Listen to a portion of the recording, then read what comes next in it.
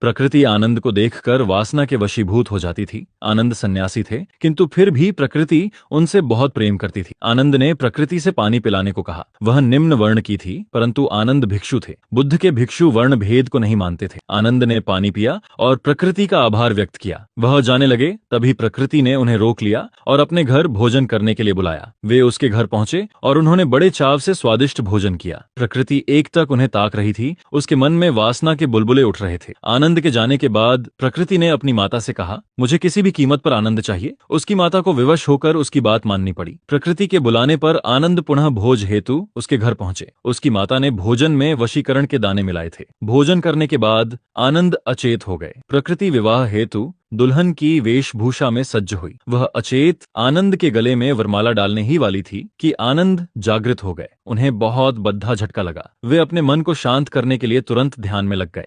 प्रकृति किसी भी कीमत पर आनंद को अपना बनाना चाहती थी, इसीलिए उसने भोजन में वशीकरण के दाने मिलाकर आनंद को बेहोश कर दिया। जब आनंद बहुत समय तक वापस ना लौटे तो बुद्ध ने अपने अन्य शिष्य को उन्हें ढूंढने भेजा। प्रकृति के बदन में आनंद के शरीर में समा जाने की घिनौनी चाहत इस कदर हावी हो गई थी कि वह उसे गंधर्व विवाह करने हेतु उद्यत हुई। प्रकृति वरमाला डालने ही वाली थी कि तभी आनंद सचेत हो गए। प्रकृति ने कहा, अब हम गंधर्व विवाह कर सदा के लिए एक हो जाएंगे। किंतु आनंद अत्यधिक संयमित थे, अतः वह इस क्षण भंगुर शारीरिक सुख की चेष्टा को समाप्त करने हेतु ध्यान में बैठ गए। इतने में आनंद को ढूंढते हुए बुद्ध के दूत भी वहां आ पहुंचे। प्रकृति को बुद्ध के समक्ष पेश किया गया। बुद्ध ने जब उससे पूछा कि आनंद किससे अधिक प्रेम करता है, तब उसने कहा, मुझसे तो नहीं। इस पर बुद्ध ने उसे समझाया कि आनंद का प्रेम पवित्र है। वह हर प्राणी से प्रेम करता है, किंतु वह स्वतंत्र है तथा वह सभी को प्रेम मार्गी बनाने की चेष्टा करता है। बुद्ध के विचार सुनकर प्रकृति को आत्मग्लानि महसूस हुई। उसने बुद्ध से अपने इस कृत्य हेतु क्षमा मांगी तथा स्वयं भी एक भिक्षुणी बन गई।